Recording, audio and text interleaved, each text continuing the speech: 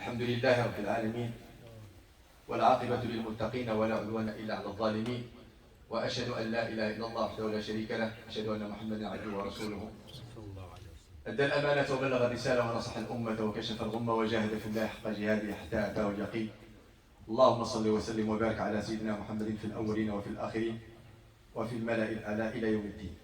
Mes chers frères, mes chères sœurs, par la grâce d'Allah, par sa miséricorde et par sa clémence, Allah déclare textuellement dans le Coran Karim que le nombre des mois dans une année est au nombre de 12. Le jour où Dieu a créé les cieux et la terre, 12 mois dans l'année.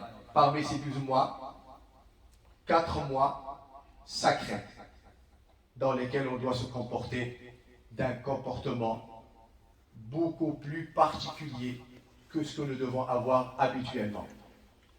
Dieu qualifie cette manière d'agir, particulièrement pendant ces 4 mois sacrés, dans le mois de Rajab, qui vient de commencer, alhamdulillah rabbil alamin. On est en train de débuter ce mois, qui est d'une très grande sacralité, non pas dans lequel on va faire quelques pratiques qui sont prescrites exclusivement dans le mois de Rajab, parce qu'il n'y en a pas. C'est un mois au niveau des pratiques religieuses qui ressemble à l'ensemble des mois. Par contre, il a cette sacralité pour qu'il soit un tremplin, pour que nous soyons dans une interpellation de commencer la semence pendant Rajab, les traitements et l'arrosage pendant Sha'ban, pour que par la grâce d'Allah tabaraka wa ta'ala, nous avons une bonne récolte et une bonne moisson pendant le mois du Ramadan. Le travail, mes frères et mes sœurs, pour le mois du Ramadan, pour que nous soyons vraiment dans la foi, dans la spiritualité, dans l'élévation de nos âmes, grandir spirituellement, dans la correction de notre ego, dans une très bonne cadence et un très bon rythme dans notre cheminement tracé vers Allah tabaraka wa ta'ala. Les entraînements, l'échauffement commencent maintenant. Il ne faut surtout pas attendre le premier jour du mois du Ramadan pour commencer, soi-disant, avec un grand rythme de jeûne, de prière, d'assiduité dans les mosquées, d'évocation d'Allah, d'invocation d'Allah, de rappel, de jeûne, de tarawih, l'éveillé, le qiyam, etc. C'est quasiment impossible. Et même si tu le fais, tu ne le feras pas avec du plaisir. Le plaisir spirituel, c'est spirituel. Tu n'auras pas ce goût suave de la foi. Halawat al-iman. Tu ne l'auras pas. Tu le fais uniquement parce qu'il y a un rythme qui s'est imposé au sein de la communauté. Il y a un rythme qui s'impose par l'ensemble de la Ummah. Mais tu seras intérieurement dans un relâchement, dans un délaissement. Tu es juste poussé par l'ambiance, par le fait de communauté, de groupe, massivement parlant. Obligatoirement, tu vas t'identifier à cette catégorie de gens et tu vas effectivement faire le nécessaire pour pouvoir les accompagner dans leur rythme. Mais tu n'as pas de moteur chargé, tu n'as pas de motivation personnelle, tu n'as pas cette envie, tu n'as pas cette passion de te prosterner longtemps devant Allah, de t'incliner longtemps devant Allah. Tu n'as pas cet amour et cette envie d'être au contact du livre, de la parole d'Allah, du Coran, d'être quotidiennement auprès de la parole d'Allah, la psalmodie, le tajwid du Coran al-Karim, et de savourer la lecture du Coran, de savourer le fait que tu sois en train de réceptionner la lumière de la parole d'Allah, la lumière du dhikr, la lumière de l'évocation d'Allah. Tu ne vas pas ressentir la grandeur d'Allah. Faire ça avec amour, avec passion. Tu fais ça comme étant une vocation et non pas comme un fardeau, non pas comme une charge, non pas parce qu'il s'agit effectivement d'une obligation. Tu ne peux pas jouer le match sans entraînement, sans échauffement. Voilà pourquoi il est nécessaire, mes frères, de commencer à travailler votre spiritualité, votre assiduité aux mosquées, votre rigueur, votre sérieux à partir du mois de Rajab. La semence commence maintenant. Et quand il arrivera le mois de Sha'ban, Inch'Allah, c'est l'entretien de nos actions. En multipliant les actions, il va falloir entretenir, il va falloir arroser tout le mois de Sha'ban pour que lorsqu'on entame le match, bi'idnillah, ce match d'un grand enseignant, d'un grand professeur qui va faire partie de nos invités dans 2 mois, Inch'Allah.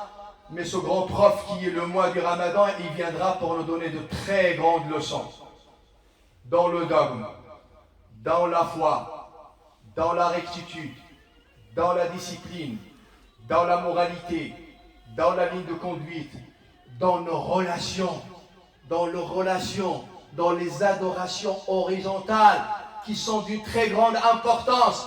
Il va falloir penser à tout cela. C'est pour ça, mes frères et mes sœurs, je vous invite, attention, vous pouvez avoir la possibilité de multiplier toutes les bonnes actions, mais faites attention à la rupture relationnelle que vous avez avec votre piété filiale. Parmi vous, il y en a qui ne parlent pas à leur père. Il y en a, ça fait longtemps, ils n'ont pas parlé à leur mère.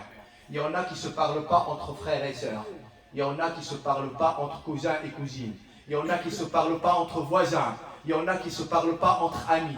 Et bien vous savez ce qui se passe.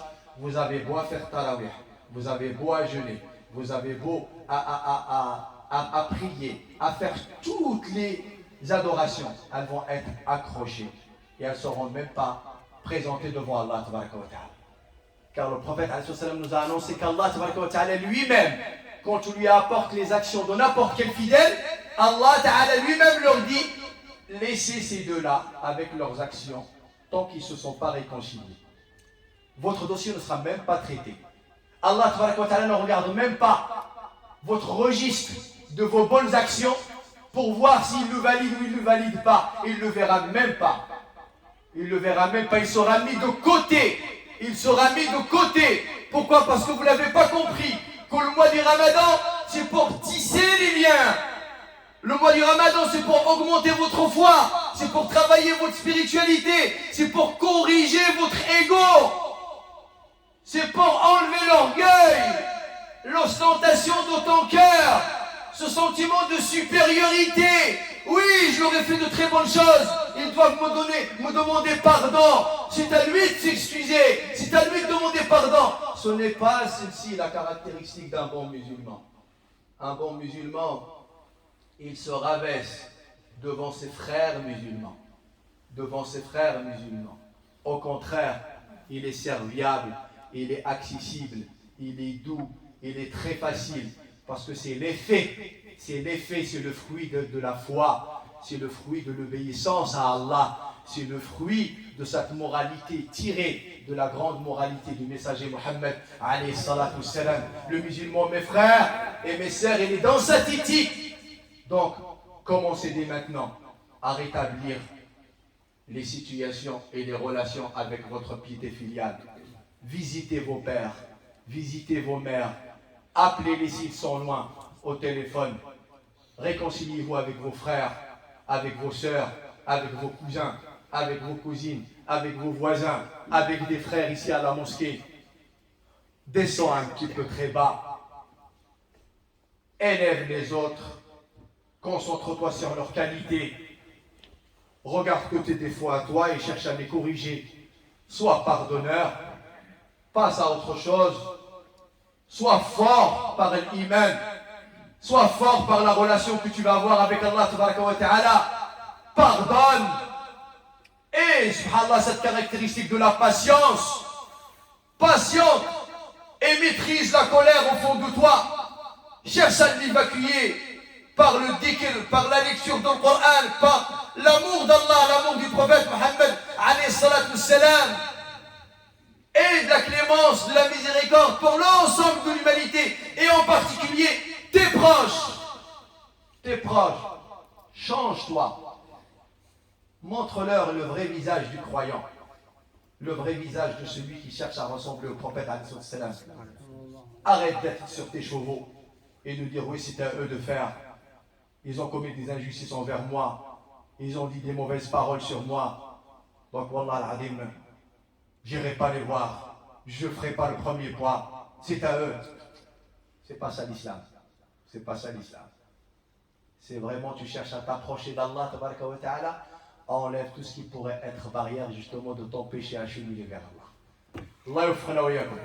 عباد الله إن الله وملائكته يصلون على النبي يا أيها الذين آمنوا صلوا عليه وسلموا تسليما صلى الله عليه وعلى آله وصحبه وسلم تسليما كثيرا وارض اللهم عن الخلفاء الأربعة وعن الست الباقين من العشرة اللهم انفعنا بمحبتهم واحشرنا يا مولانا في زمرتهم اللهم اغفر للمؤمنين والمؤمنات المسلمين والمسلمات الأحياء منهم والأموات ربنا اغفر لنا ذنوبنا ويسر لنا أمورنا واختم بالباقيات الصالحات أعمالنا ربنا عجز الطبيب فداونا وفسد الزمان فنجنا وضعفت حيلتنا فقونا اللهم أرنا الحق حقا وارزقنا اتباعه وأرنا الباطل باطلا وارزقنا اجتنابه اللهم وفقنا لما تحبه وترضى به عنا يا ذا الجلال والإكرام اللهم حبب إلينا الإيمان وزينه في قلوبنا وكره إلينا الكفر والفسوق والعصيان واجعلنا اللهم من الراشدين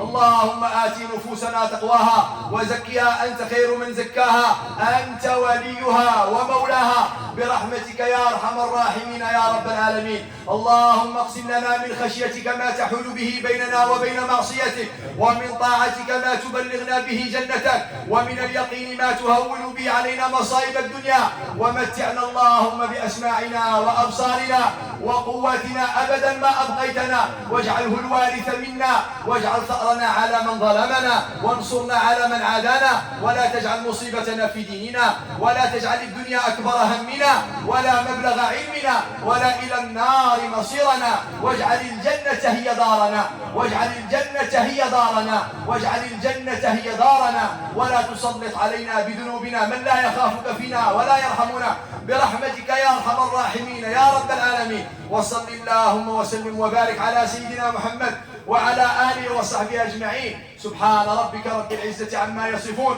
وسلام على المرسلين والحمد لله رب العالمين.